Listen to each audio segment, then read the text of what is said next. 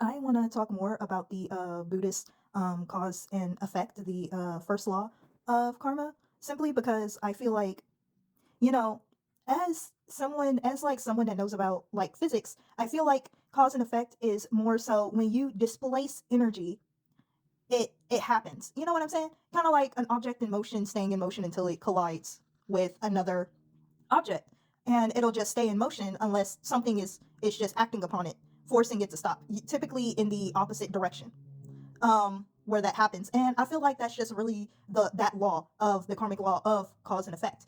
Is like, let's say you displace energy, you tip a vase over, right? And whether or not, see, this is where it gets weird, because they like to talk about intention, and I'm like, intention is not really something that you can necessarily apply across the board and say good, bad intention. Do you know what I'm saying? Some people, anyways, it's something very nuanced that you cannot really just apply to people. So a person might have not had intention to break a vase, but because they displaced energy on that vase and they didn't place energy in the opposite direction, i.e., catching the vase, it hit the floor and it broke. Now, just because someone's intention, right? Someone didn't have the intention of breaking that vase, does that not mean that the person that came in that had bought that vase, that saw it cracked on the floor, does that not mean that they cannot get angry, that they cannot get irate, that they don't have the ability to displace energy upon you? Because that seems to happen a lot. So what I really think, I think it makes more sense, right? Everything starts to make more sense when we talk about karma in a way where it's like energy, every cause has an effect. And when you displace energy, things happen. And I feel like that makes so much more sense when we talk about karma. Not something bad, because that's not necessarily true. You could have knocked over that vase, and your parents could have, like, let's say there was like literally a stack of money in that vase. Your parents are weird, I don't know. There's a stack of money in that vase, and you reminded them that there was indeed a stack of money in that vase. So they're incredibly happy that you knocked that over. They needed that money.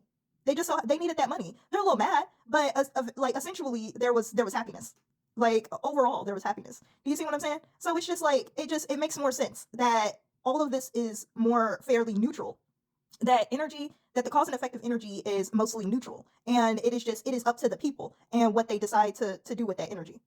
That most of this energy transference is a neutral event.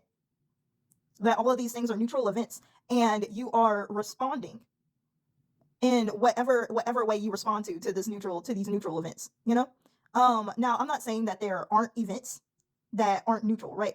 Like, where people indeed do have intention, right? And even within that intention, that the guaranteed yield, like the yield of that energy, is not necessarily going to be negative or positive. It is always really just neutrally up for grabs. Do you know what I'm saying?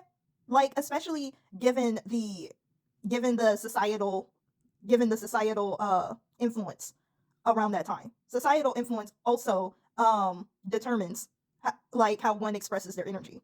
You know what I'm saying? A lot, like, let's say back in the day, right? You probably wouldn't have caught much flack for doing like extremely harmful things. Let's say you're a man, you wouldn't catch much flack for doing extremely harmful things to your family or whatnot, as back then family was just valued way less.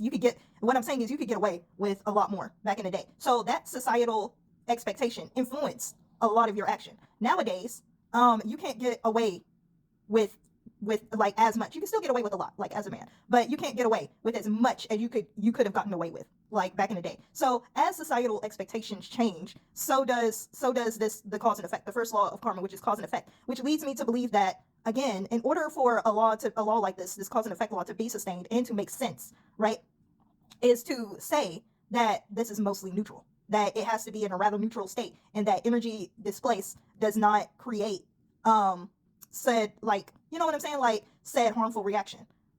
You had, like, you're having a neutral displacement, and then the neutral thing happens. Like a vase breaking. A vase breaking isn't necessarily, like, let's say, a bad thing. So let's say you go wash a blanket. You go wash a blanket, and you forgot that you put bleach in the washing machine. Now your blanket is bleached. Again, this is cause and effect. This isn't necessarily like a bad thing. This is all of this is neutral. It is just the effect of your action. This is what happened. Whether or not you had the intention, whether or not the intention was good or bad, right? Whether or not these intentions are good or bad, this is the effect of said action. Much like getting away with, let's put in another something else that people seem to understand. to think that bad equals bad. Okay, so somebody is unfortunately, evicted. Somebody is unfortunately evicted, and the effect of them being evicted is that they are no longer here. That is literally the effect. That is literally the effect. Everything afterwards is societal expectation. That's even if you get caught. If you get caught, the rest of that is societal expectation. That's not necessarily what you would call karma, right? That's not like bad, That's societal expectation. Because as that could have happened, something else could have happened as well, which is you never getting caught. So what I'm saying is that the constant, it makes more sense if the constant, right, is that what directly happens afterwards. That person no longer has an influence because the cause of what happened to them, they are no longer able to influence. So in order for, like I said, in order for the law to make sense, you have to take it by face, by what it is. Because this happened, this person is no longer here. This person is no longer having an influence, and the people that are influenced by this person are no longer. You know what I'm saying? So that just right there just makes sense. The literal effect of it. Many people add like such a heavy societal connotation to things. Dang, my time's up.